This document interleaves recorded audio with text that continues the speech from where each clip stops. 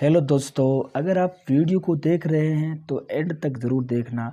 आज हम आपके सामने जो रीट मुख्य परीक्षा है उसके बारे में एक गज़ब का एनालाइज कर रहे हैं। पूरे वीडियो को देखना और देखने के बाद ही आपको समझ में आएंगी। आज हम रीट के अंदर विषय कितने आवेदन आए थे और अंतिम रूप में हम कट ऑफ बताएंगे, फिर कितनी आपत्तियां हैं, उनमें कितने डिलीट होंगे, यानी संपूर्ण विश्लेषण आपके सामने करने वाले हैं।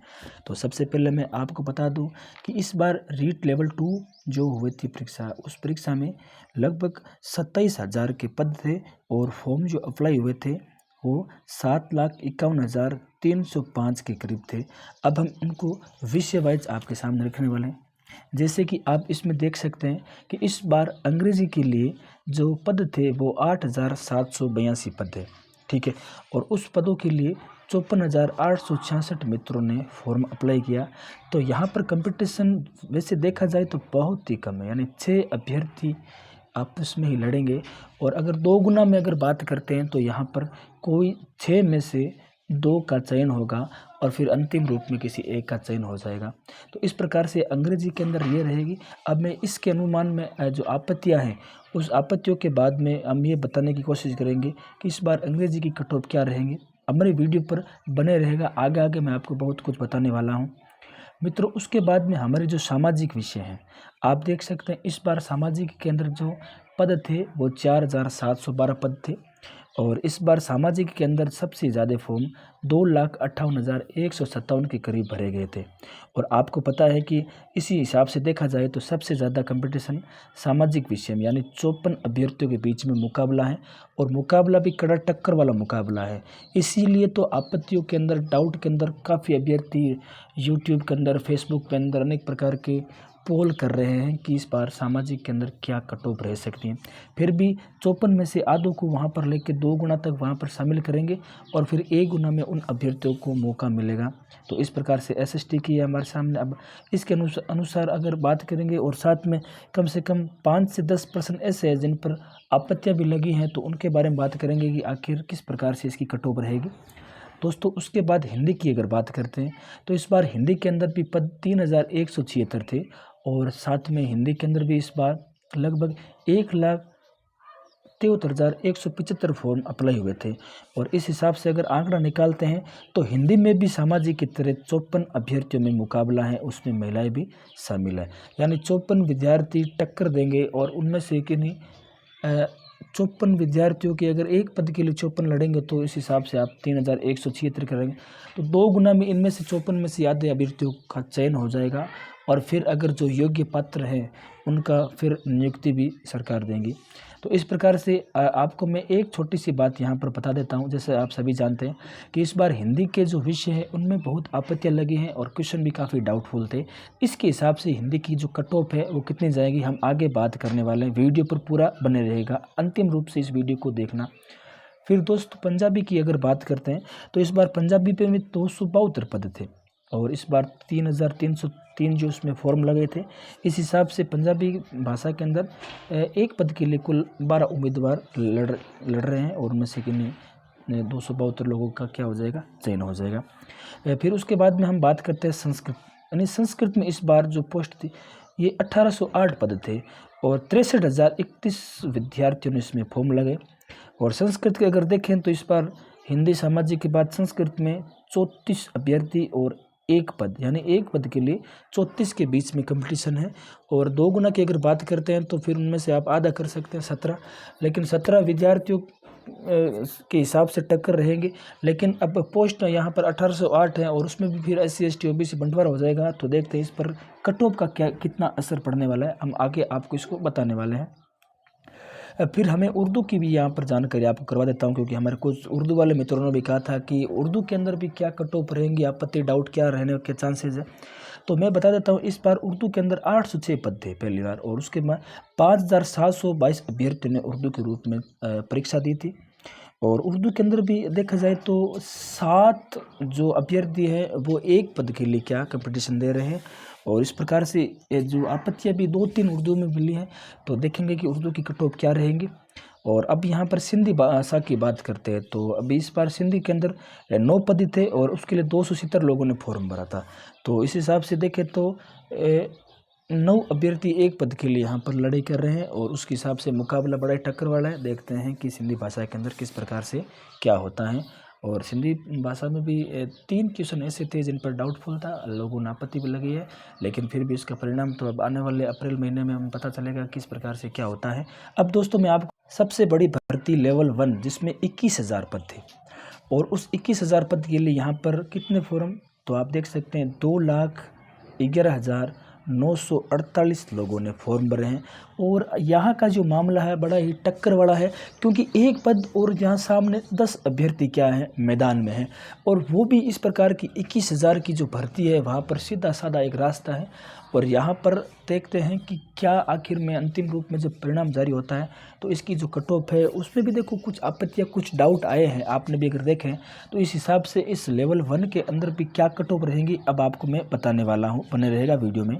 तो दोस्तों अगर आप इंग्लिश से तैयारी कर रहे हैं तो ये आपके सामने जो कट ऑफ मैं बता रहा हूँ, ये अपने जो मुख्य परीक्षा का जब परिणाम घोषित होगा तो जनरल के जिन मित्रों के 85 से 90 के बीच में जो स्कोर यानी जिनके प्रश्न सही हो रहे हैं, और ओबीसी में जिनके 83 से 88 के बीच में प्रश्न सही हो रहे हैं, तो वो मित्र इस प्रकार की ये जो परिणाम है उसमें वो क्वालिफाई कर सकते हैं। साथ में यहाँ पर एक अन्य कैटेगरी की बात करते हैं EWS, वहाँ पर भी 82 से 87 के बीच में प्रश्न, और MBC में भी 81 से 86 के बीच में जिनके प्रश्न सही हो रहे हैं। और साथ में यहाँ पर SC और ST की बात करते हैं तो SC के अंदर 82 से 85 हैं और यहाँ पर ST के अंदर 80 से 84 तक जिन अभ्यर्थियों के प्रश्न बन रहे हैं तो वो ठीक ठाक स्थिति में है। मुख्य रूप से अब ये देखा जाएगा कि जो अंतिम रूप में जो कट ऑफ आएंगी उसमें क्या होता है, क्योंकि कुछ आपत्तियाँ भी यहाँ लगी हुई है। दोस्तों अब हम हिंदी की बात कर रहे हैं तो इस बार आपको बता दूं कि हिंदी में कुल आपत्तियाँ 30,950 लगी, यानी सबसे ज़्यादा लगी है। ठीक है, और मैं ये भी बता देता हूँ कि हिंदी में इस बार 12 से 16 क्वेश्चन ऐसे हैं जिन पर बड़ा ही डाउट था, लोगों ने भरपूर आपत्तियाँ भी लगाई हैं, अनेक प्रकार के प्रूफ उनको आवंटित किया है। लेकिन अब यहाँ पर मुझे ये लग रहा है कि हिंदी की जो कट ऑफ है और इस प्रकार से बहुत ही उसमें फेरबदल देखने को मिलेगा। और इसके हिसाब से अगर देखें तो हिंदी की जो सामान्य जिन विद्यार्थियों के 106 से 115 के बीच में प्रश्न सही है तो फिर वो मुख्य परीक्षा की जो की है उसमें मिलाने के बाद में अंतिम रूप में जो हमारे पास में जो परिणाम आएगा तो वो सभी विद्यार्थी इसके रूप में चयन रहेंगे। और ओबीसी में जिन मित्रों के पास में 100 से 108 अंक तक बन रहे हैं तो वो भी उनको भी डरने की आवश्यकता नहीं है। SC 98 से 104, क्योंकि कंपटीशन बड़ा है तो इसलिए इनके भी लगभग 98 से 104 तक प्रश्नों को तो सही करना आवश्यक ही था। और हमारे ST के अंदर भी 96 में से 100 प्रश्न उनको भी सही करके आना था। और दोस्तों इसमें EWS के अंदर भी आपको ध्यान करवा दूं कि इस बार 95 में से 100 क्वेश्चन तक जिनके सही है वो भी इसमें शामिल रहेंगे, और MBC के अंदर 90 से 96 प्रश्न तक के विद्यार्थी भी दौड़ में शामिल रहेंगे।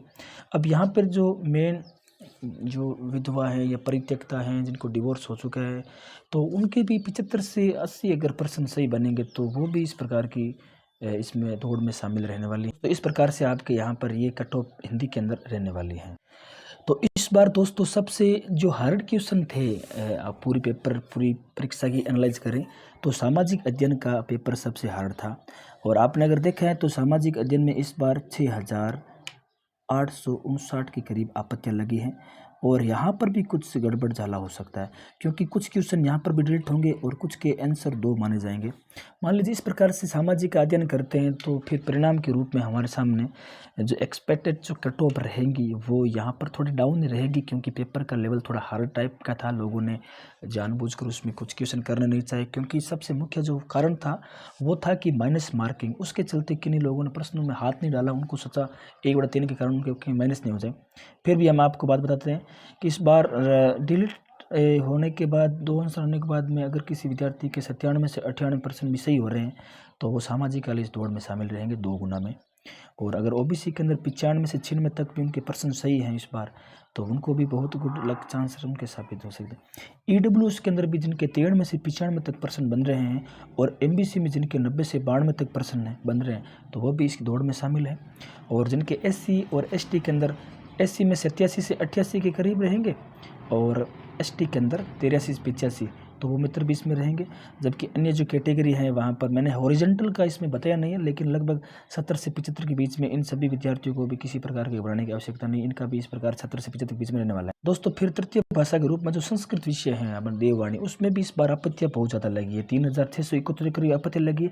यहाँ पर भी कुछ डाउट 6% तो हो सकता है कुछ क्वेश्चन डिलीट हो जाए, लेकिन फिर भी पेपर का जब एनालाइज किया था कुछ क्वेश्चन बहुत सरल थे। इसके हिसाब से जनरल के जो मित्र 100 या 105 के करीब, यहाँ पर 150 की जगह आपको 105 लिखना है। तो जिन मित्रों के 100 या 105 के करीब प्रश्न बन रहे हैं वो सभी दौड़ में शामिल है।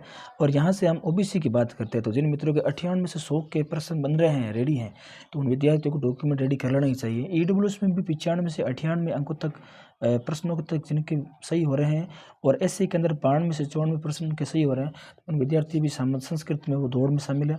और यहाँ पर एसटी के अंदर भी जिनके 90 से 92 के करीब, क्योंकि देखो संस्कृत के अंदर कुछ क्वेश्चन एकदम ईजी थे। राजस्थान सामान्य ज्ञान, इतिहास, कला, संस्कृति तो सबके लिए सामान्य थी, उनके विषय में कुछ प्रश्न सरल आ गए थे। शिक्षण विधि भी सरल थी, इसके चलते थोड़ी मेरिट इसकी हाई रह सकती है। एमबीसी की अगर बात करते हैं 90 से 92 के बीच में इनके प्रश्न सही होने चाहिए, जबकि यहाँ पर अन्य कैटेगरी के अंदर 75 से 70 के बीच में जिनके नंबर आ रहे हैं, प्रश्न आ रहे हैं, तो वो भी संस्कृत के रूप में यहाँ पर शामिल हो सकते हैं। तो दोस्तों इस प्रकार से आपको निश्चित रहना है, क्योंकि सरकार है वो जल्दी से जल्दी इस प्रक्रिया को पूरी करना चाहती है। आपने भी 2-3 दिन पहले अगर देखा होगा तो कर्मचारी चयन बोर्ड हरिप्रकाश ने इस बात को स्पष्ट कर दिया है कि अप्रैल महीने के अंदर भी हम इसका रिजल्ट जारी कर देंगे। और रिजल्ट जारी करने के बाद में अब इस बार ये जो कट ऑफ है वो अंतिम रूप में आपके सामने रख रहा हूँ। और अगर आपको भी किसी प्रकार का कोई डाउट है, या आपको लगता है कि ये इस प्रकार का बिल्कुल नहीं रहने की संभावना, या किसी अन्य विषय में भी आपको कुछ आंकड़े हैं, तो बिल्कुल आप मुझे उपलब्ध करवाना, मैं उसका भी एक वीडियो बनाऊंगा। इसी प्रकार की लेटेस्ट खबरों के लिए हमारे चैनल को आप सब्सक्राइब जरूर करना। अगर वीडियो आपको अच्छा लगा तो प्लीज़ मैं आपसे एक लाइक ही मांगता हूं, आप लाइक करके मेरे चैनल को आगे भी शेयर करना। तब तक के लिए धन्यवाद।